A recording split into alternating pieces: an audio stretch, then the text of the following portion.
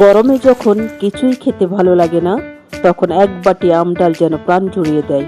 আজ আমি আপনাদের সাথে শেয়ার করব গ্রাম বাংলার ঐতিহ্যবাহী খেসারি ডাল দিয়ে কাঁচা আমের টক রান্নার সবচেয়ে সেরা পদ্ধতি। চলুন ডালটা কিভাবে রান্না করছি। প্রথমে আমি 1 কাপ পরিমাণ ডাল নিয়ে নিলাম। জল দিয়ে ভালো করে ধুয়ে বারবার ডালের গায়ে যেই ময়লাটা আছে আমি জল দিয়ে বারবার ধুয়ে ময়লাটা পরিষ্কার করে নিয়ে আবার সেই বাটির মধ্যে একটু জল দিয়ে কিছুক্ষণের জন্য ভিজিয়ে রাখবো। কিছুক্ষণ বলতে আধা ঘন্টার জন্য ভিজিয়ে রাখবো।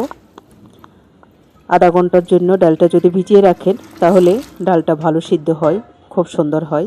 পাতিলে জল গরম করতে দিয়ে সবসময় ডাল চেষ্টা করবেন ফুটন্ত জলে দেওয়ার জন্য। আধা ঘন্টা পর ডালটা আবার ভালো করে ধুয়ে ফুটন্ত জলে দিয়ে দিলাম। ফুটন্ত জলে যখন ডাল সিদ্ধ করতে দিবেন ডালটা ভালো সিদ্ধ হবে আর খেতেও ভালো লাগবে। সবগুলো ডাল আমি জলের মধ্যে দিয়ে দিলাম সিদ্ধ হওয়ার জন্য। হালকা নেড়ে ছেড়ে ডালটা আমি কিছুক্ষণের জন্য ঢেকে দেব। কিছুক্ষণ পর ডালের গায়ে যেই ফেনাগুলো উঠেছে সবগুলো ফেনা তুলে রাখছি। এই ফেনাগুলো খাওয়া যায় না, তরকারি যেরকম কালার নষ্ট করে। এই ফেনাগুলা মূলত স্লো পয়জন, ধীরে ধীরে শরীরের মধ্যে বিষ ঢোকার মতো। এগুলা খেলে শরীরে ইউরিক অ্যাসিডের পরিমাণ বেড়ে যায়। আমি ডালে দেওয়ার জন্য কিছু পালু করা আম নিলাম, আর নিয়ে নিলাম কুচি করা রসুন, কুচি করা পেঁয়াজ, আরও নিয়ে নিলাম কিছু পালি করা কাঁচামরিচ।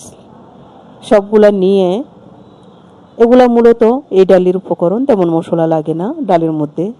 এই উপকরণ দিলে ডালের স্বাদ দ্বিগুণ হয়ে যায়। বেশ কিছুক্ষণ পরে ঢাকনা খুলে আমি ডালটাকে নেড়ে দিই।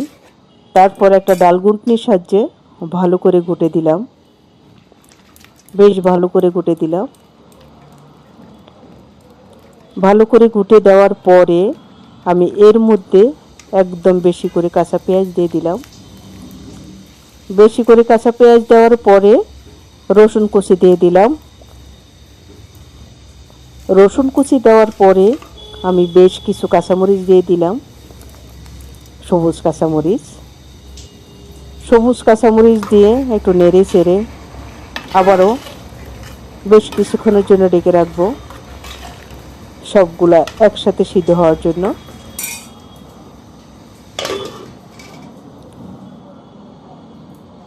এরপর যেহেতু আমার ডালের মধ্যে একটু জল কম হয়েছিল, তাই ওর মধ্যে একটু গরম জল দিয়ে দিই। এই ডালটা পাতলা খেলে ভালো লাগে। আমি আবার উপর থেকে যে ফেনাগুলো হয়েছে সব ফেনাগুলো ফেলে দিচ্ছি। বললাম না এই ফেনাগুলো এক ধরনের বিষ, এগুলো খাওয়া যায় না, খেলে স্বাস্থ্যের জন্য অনেক ঝুঁকিপূর্ণ এবং অনেক ক্ষতিকর। ডালগুলো যখন আরও ভালোভাবে ফুটে যায় তখন ডালের কালার যাতে সুন্দর থাকে আমি শেষের দিকে হলুদ দিয়ে দিই, লবণ দিয়ে দিই। এখানে আমি গুঁড়ামরিচ ব্যবহার করিনি এবং কোনো মশলা ব্যবহার করিনি। আবারও কিছুক্ষণের জন্য ডালটা ফুটতে দিই, কারণ এই ডালটা ফুটতে একটু সময় লাগে। যদি প্রেসার কুকারে দেন খুব তাড়াতাড়ি ফুটে যায়। যখন ডাল একেবারে ফুটে যায় এভাবে ওর মধ্যে আমি আমগুলো দিয়ে দেব। তবে ডালের শুরুতে আম দিবেন না। যদি ডালের শুরুতে আমটা দিয়ে দেন তাহলে ডালটা খেতে ভালো লাগে না।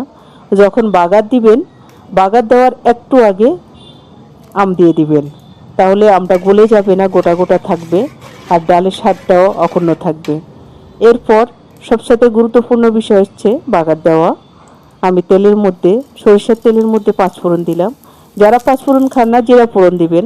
তারপরে শুকনো লঙ্কা দিয়ে দিলাম, ফালি করা কিছু কুচানো রসুন দিয়ে দিলাম।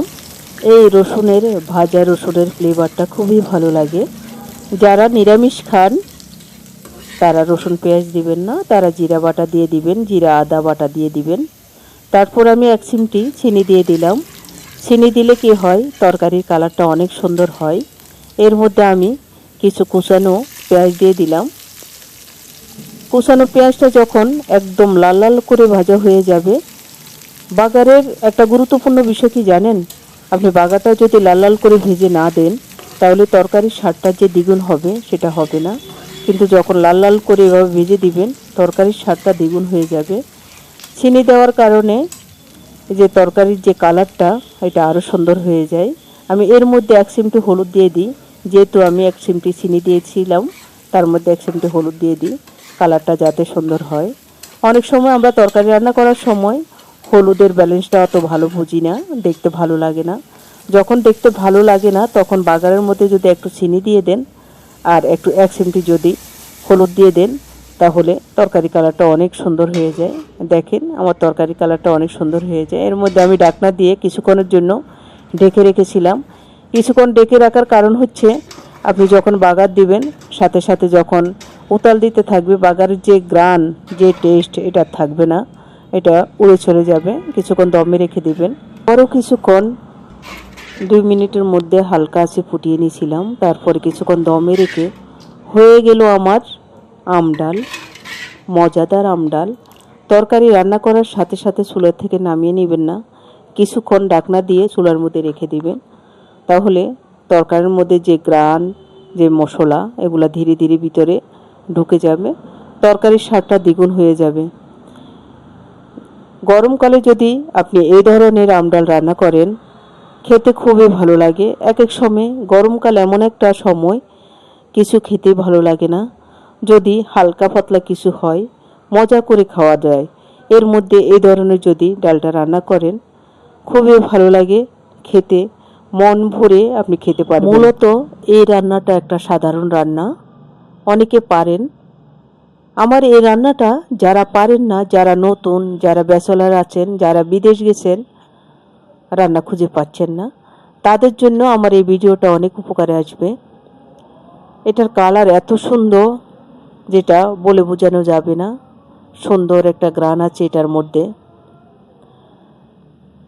বেশ হয়ে গেল আমার আম ডাল, আবার খেয়ে দেখার পালা। অবশ্যই আপনারা বাড়িতে ট্রাই করে দেখবেন। আমার এই ছোট্ট প্রসেসটা যদি আপনাদের ভালো লেগে থাকে অবশ্যই লাইক কমেন্ট শেয়ার করে আমার পাশে থাকার চেষ্টা করবেন।